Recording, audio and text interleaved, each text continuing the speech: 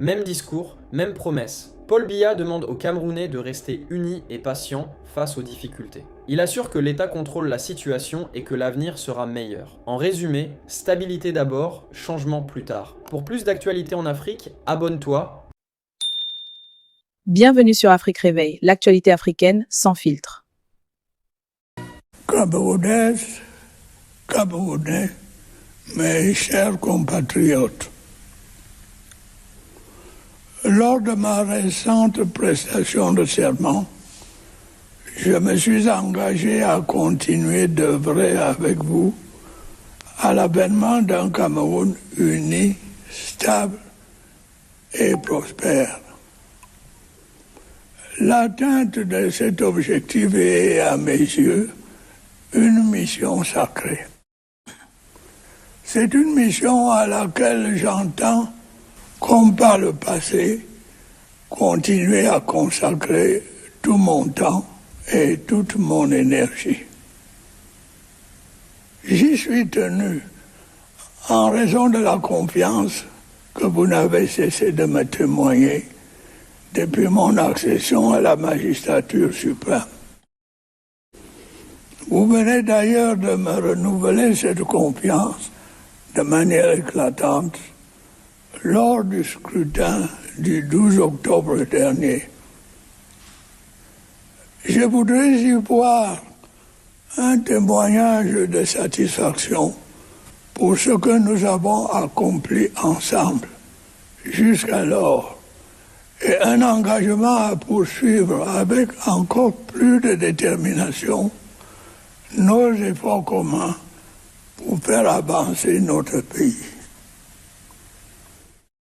Mes chers compatriotes, au cours de l'année qui s'achève, comme du septennat qui vient de s'écouler, nous avons ensemble, avec succès, relevé de nombreux défis.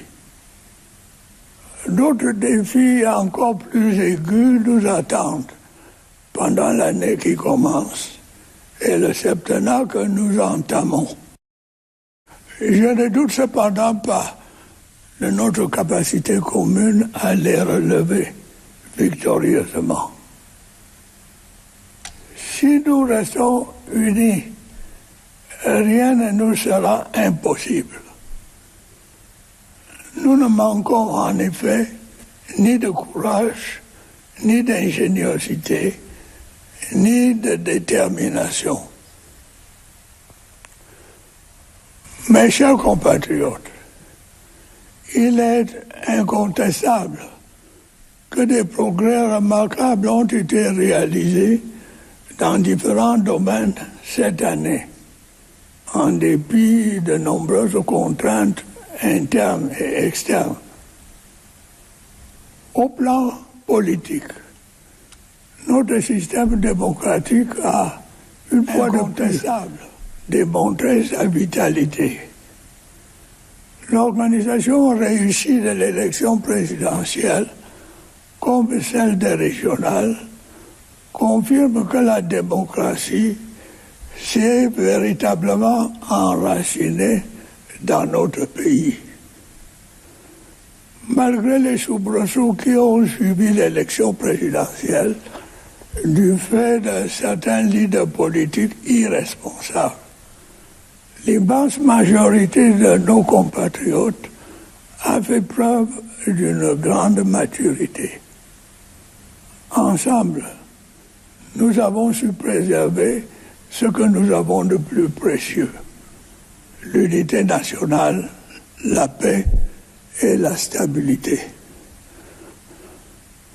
Au plan sécuritaire, nos forces de défense et de sécurité, dont je ne cesserai de louer le professionnalisme, ont continué à combattre les terroristes et autres criminels qui menacent la sécurité de nos populations et de leurs biens.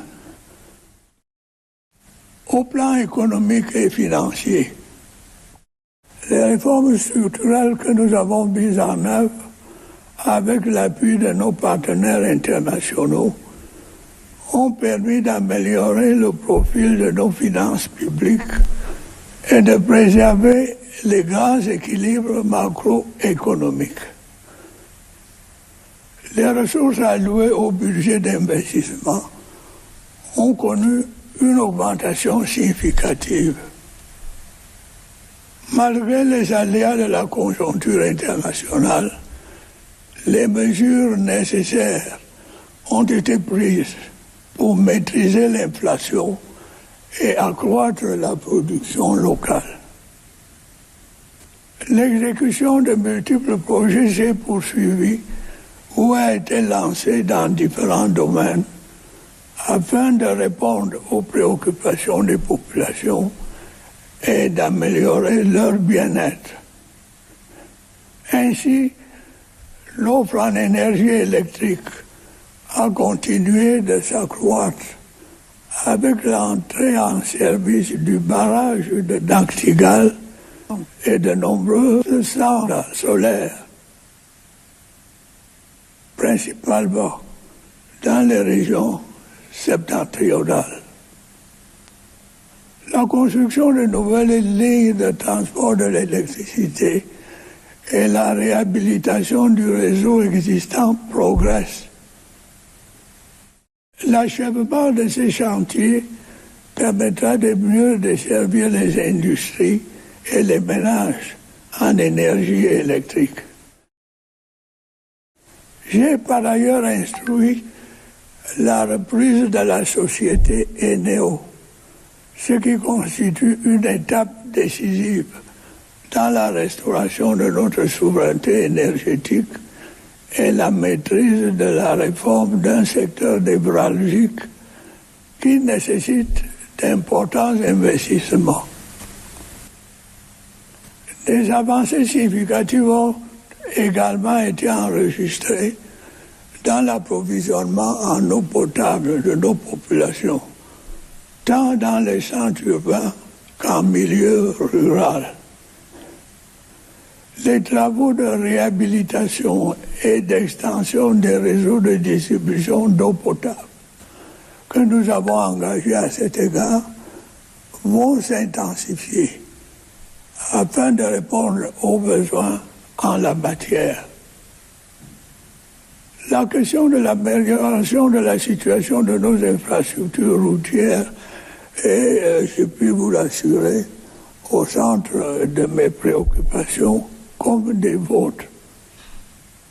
Ainsi que je l'ai récemment annoncé, un programme spécial de réhabilitation des axes routiers dégradés et de construction de nouvelles routes sera lancé au courant de l'année qui commence. Il permettra notamment d'améliorer la mobilité urbaine et interurbaine, ainsi que l'accès aux bassins de production. Dans la même lancée, nous poursuivrons avec plus d'intensité encore les efforts visant à accroître les performances des systèmes éducatifs et de santé publique. Nous accorderons parallèlement une attention encore plus soutenue au développement du numérique, au renforcement de notre tissu industriel, à la transformation agroalimentaire et à l'assainissement du climat des affaires. Merci d'avoir suivi la vidéo jusqu'à la fin. Si tu veux être à la ouned des actualités africaines, abonnez-vous et activez la cloche de notification